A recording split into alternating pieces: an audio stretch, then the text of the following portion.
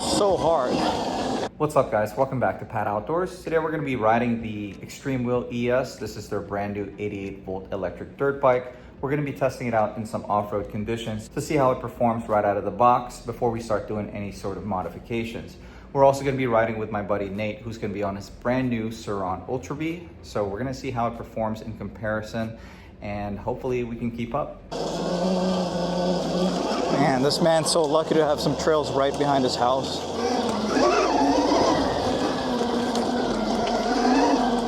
Okay, Nate.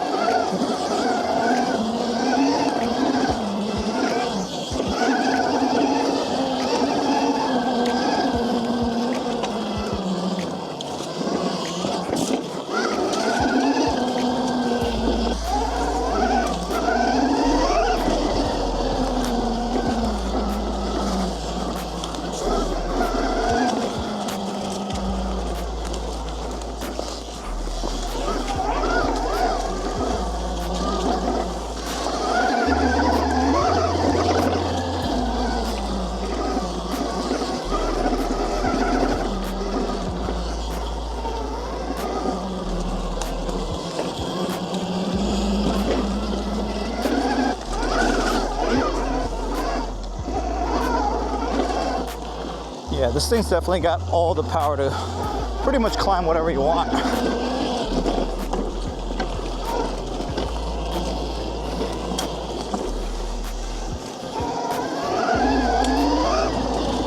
We've probably only ridden like 2 miles so far, and one thing I can say I noticed on this bike is my fingers are starting to get a little bit tired from using 1 or 2 fingers for the brakes. So I wish I could change something as far as the positioning. I want to bring them back just a little bit closer. I wish I could fine tune that. I wish I had that kind of adjustment like the UltraB does, but this unfortunately does not have any sort of fine tune adjustments for the brake levers.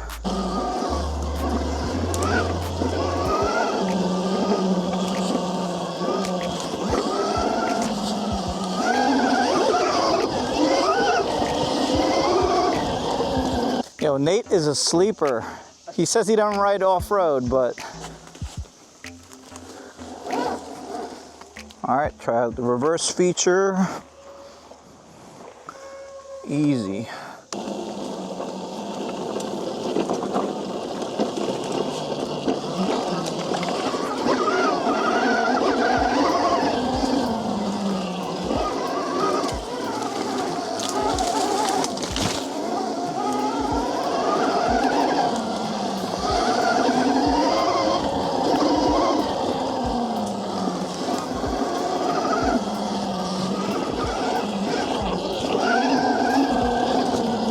Look at this thing.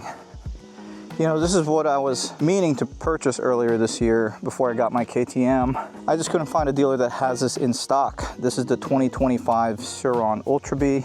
Though I think this one is a little modified. It's got Warp 9 wheels on it. I think Nate put a 21-inch front wheel and an 18-inch rear. Is this pretty much stock power though, so far? I'm pretty much gonna leave this on mode 4 for the whole day since it's a good amount of power, but the throttle is so easy to modulate that it's very manageable.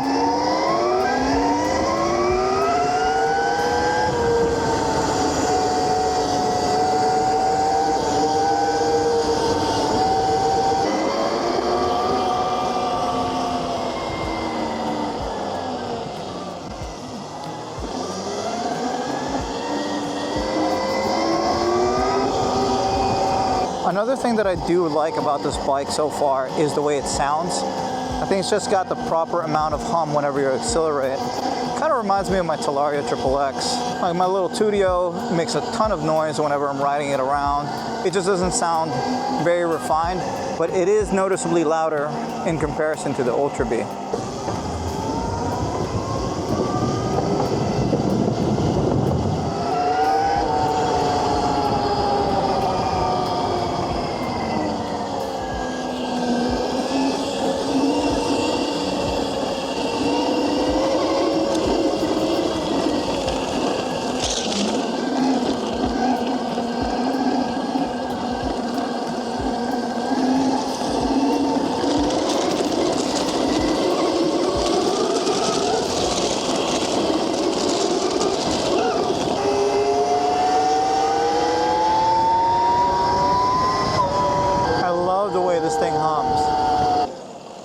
One thing I don't know about this bike is the waterproof rating, so hopefully it's not going to be a problem today.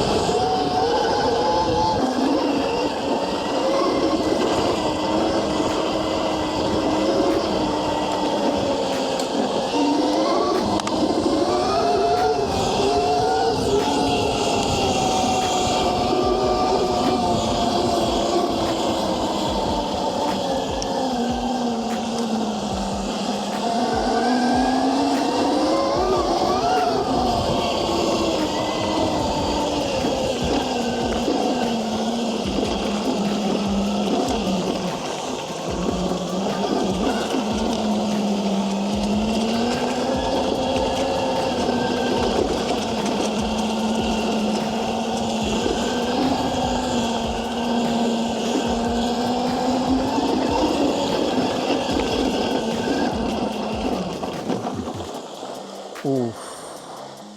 Are we doing that?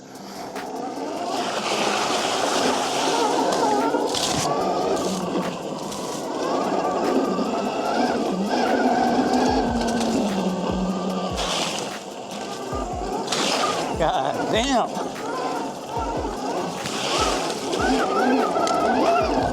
Definitely putting the ES to the paces today.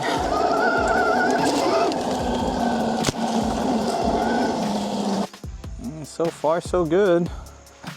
Nothing smells like it's burning.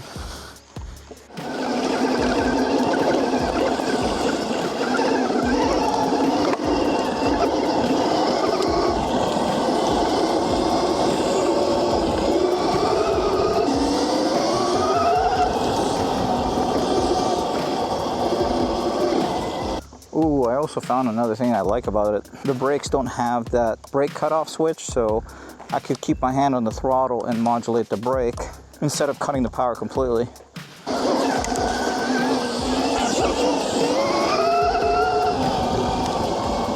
Just pulls so hard.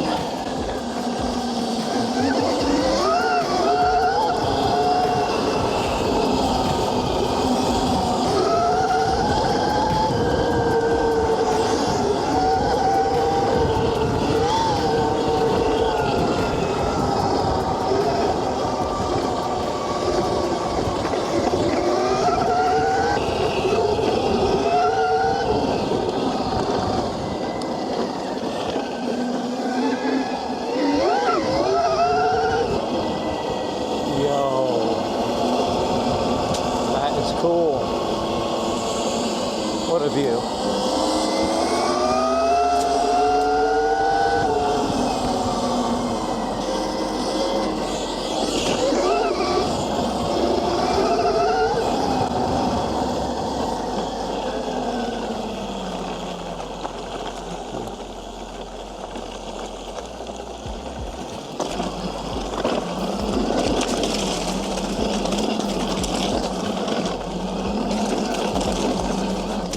It does dirt bike things.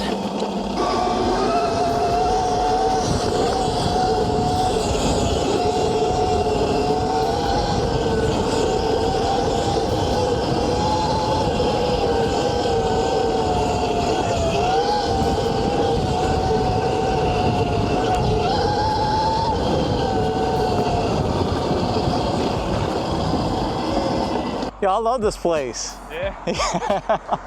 For just being power lines.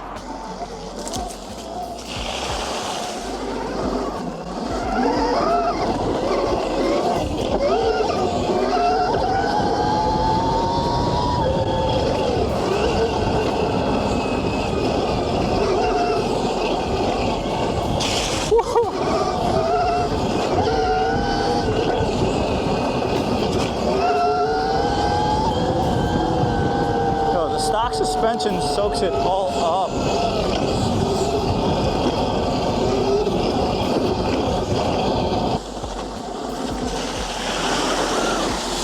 Uh-oh, that was really deep.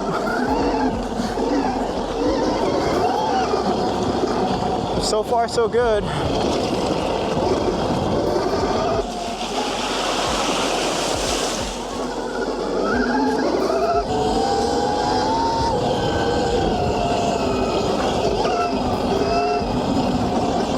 Dude, the acceleration on this bike is so impressive. For a completely unmodified $3,800 bike, it's kind of hard to beat. Well, Nate is nice enough of a guy to let me ride this brand new UltraBee, which is kind of mean in a way because he knows this is my dream bike. Give you a quick run through here. Sport, Eco, Daily. Sport is very jumpy. I mostly ride an Eco, but do whatever you want. Custom motor, throttle off, that's on. One other safety thing is you gotta hit the ready button. That bike's super simple. The throttle's always activated unless you take the kill switch off. Kickstand doesn't have a sensor. There's no go button or anything. It's pretty much raw. Okay. Yo, this thing is quiet as hell. I'm just gonna put it in sport.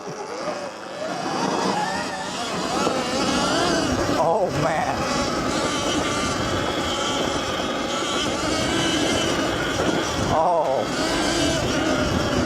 Oh, that is buttery. All right, I'll tell you what though, this does ride super smooth.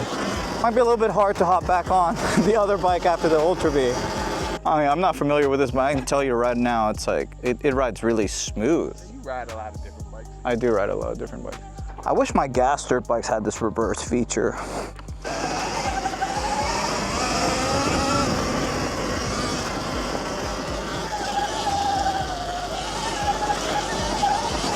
Not my bike, so I'm gonna try to take it easy. Yo.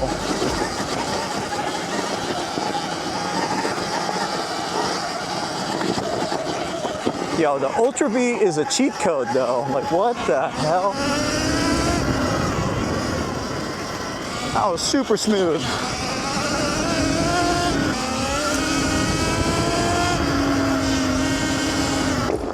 It got some beans in it.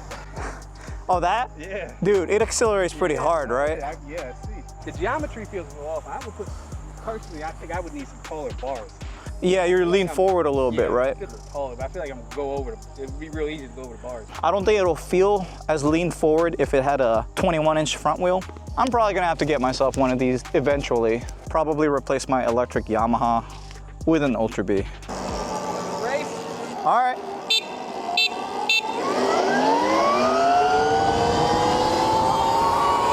Oh, man. I had him at the jump.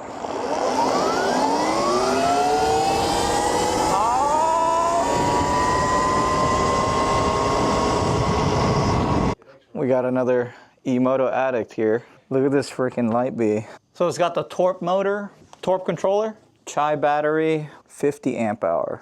That is so much power to squeeze in such a tiny frame like this. This is another thing that I really like in this garage is MX650 Razor with a, is this the one or EC4P? And these are the Electro 10-inch Supermoto set, swing arm extension, stock Sur Ron 60-volt battery, and the Noisy Cricket controller. Sur Ron seat adapter. I gotta get that for my MX. So this is how you change mode. Daily, Sport, Eco. 28 or something, I don't know. 28? Yeah, just give it a shot. But Okay. Yo, these brakes feel so good. These are the Hope Tech 4.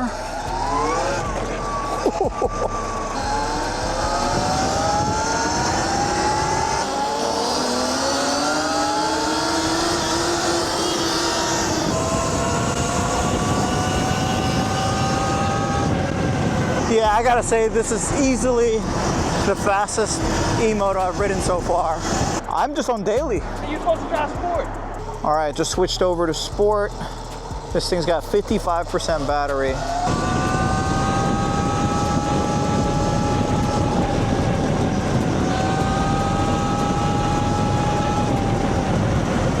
I'm ready to do a motor upgrade on my Talaria now. I'm sold. I need over 20 kilowatts.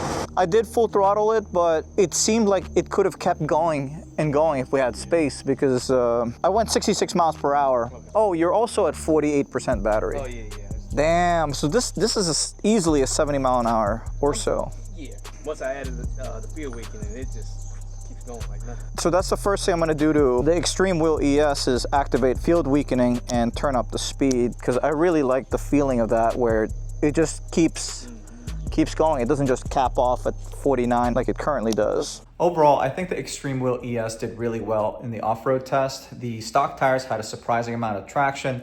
The stock D&M suspension held up pretty well, though I'm not sure how long that fork is going to last with that type of riding long term. It had plenty of braking power, though the stock levers are just a little bit annoying to use and take quite a bit of effort to activate. The 10 kilowatts of power has this bike accelerating pretty quickly and provides more than enough torque to climb pretty much whatever you want, though this bike is lacking a little bit on the top end. I notice whenever I hop back on the street and I accelerate to maybe around 40, 50 miles per hour, it just pretty much stops there and kind of leaves me wanting a little bit more, since it does feel like it's capable of doing at least 60, 65 miles per hour. So I am definitely going to be making quite a few changes as far as gearing and the controller tune. So make sure you stay tuned for the next episode on the Extreme Wheel ES if you want to keep up with those changes. But I do want to go over a few shortcomings of this bike that I wish I could do something about. The first thing is definitely adding a rear fender if you're planning on riding this bike off-road. There was nothing stopping the rear wheel from slinging a bunch of water and mud over the rear seat. As you can see, there's a bunch of mud here and my back was completely soaked riding this thing. Yes, it does have a mud guard down here to reduce the amount of debris going to the rear suspension, but as you can see, it only did so much. They really need something that overhangs at least 10 inches about here to prevent my back from getting soaked. And then the second thing is, I wish I could change how this taillight is mounted. It's only bolted on by one screw, so you could really just turn this thing by hand with just a little bit of force. I wish they used 2 bolts instead of 1. Definitely would have made this more secure. The third thing would be to change the upper cover and seat design. I wish they were separate. They're actually joined together by adhesive, so it doesn't leave me an option to rewrap the seat with grippier material, which I typically like to do on my dirt bikes. Fourth is definitely changing the brake master cylinder. These activate the calipers just fine, but they're just unnecessarily huge. So you can see it extends way past the grips. This is almost twice as big as what I had on my Sur Ron or my Talaria, and it just takes quite a bit of effort if I'm just using one finger. So I just find my hands getting a little bit tired whenever I'm riding like this. And there's no adjustments to reposition the brake lever closer to the handlebar, just to make it a little bit easier. And then the last thing would be to have a slightly higher rise handlebar, since I find myself leaning forward to get in a comfortable position with this thing. And when the front suspension squats a little bit with my weight on there, it just seems a little bit too leaned forward, which could feel somewhat awkward when you're riding off-road. But I think this is plenty of bike for $3,800. I can't really compare it to an UltraB. That bike is like over $7,000, so it wouldn't really be a fair comparison. If you enjoyed today's video or found it helpful in any way, do me a favor and hit that like button. And if you like this kind of content, want to keep up with the Extreme Wheel ES modifications and testing, or any of my other projects, make sure you subscribe to this channel and turn your bell notification on. But this is going to be it for today. Thank you for watching.